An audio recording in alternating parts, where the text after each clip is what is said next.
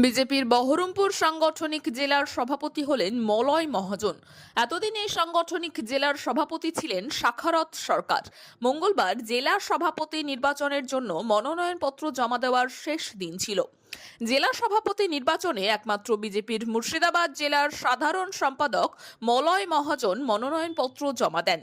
বুধবার দলের সাংগঠনিক নির্বাচনে রাজ্য নির্বাচনী আধিকারিক তথা দলের বিধায়ক দীপক বর্মন মলয় মহাজনের নাম বহরমপুর সাংগঠনিক জেলার সভাপতি হিসেবে ঘোষণা করেন।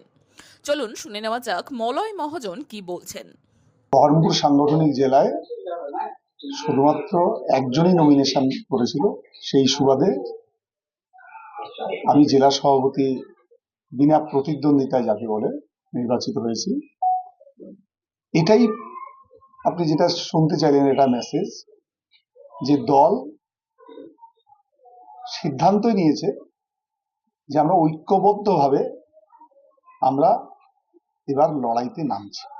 এটাই তো নিচু তলার কর্মীরা যখন দেখবে যে এই মানুষগুলো সব একত্রিত হয়ে লড়াইয়ের প্রস্তুতি নিচ্ছে, নিচু তলার কর্মীরা তৎক্ষণাৎ তাদের মধ্যে সমস্ত রকমের এই জাতীয় যদি কিছু মাত্র থাকে, সংশয়, দোলাচল সব ইত্যাদি, সেটা মুহূর্তে সেটা উধাও হয়ে যাবে এবং তারা বিশ্বাস করতে শুরু করবে যে দল এতদিনে ঐক্যবদ্ধ হয়ে যে অপশক্তি তাকে উৎখাত করবার জন্য সত্যি এবার নামতে চলেছে।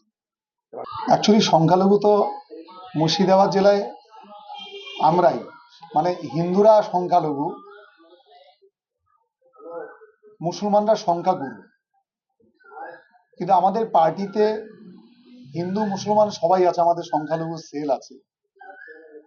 তো সুতরাং সংখ্যালঘু জেলাতে আমরা যে ভুতুড়ে ভোটার যে চিহ্নিত করার যে কাজ শুরু হয়েছে, তাতে হিন্দু মুসলমান নির্বিশেষেই যারা ভুতুড়ে ভোটার তাদেরকে চিহ্নিত করার কাজ যারা তারা করবে।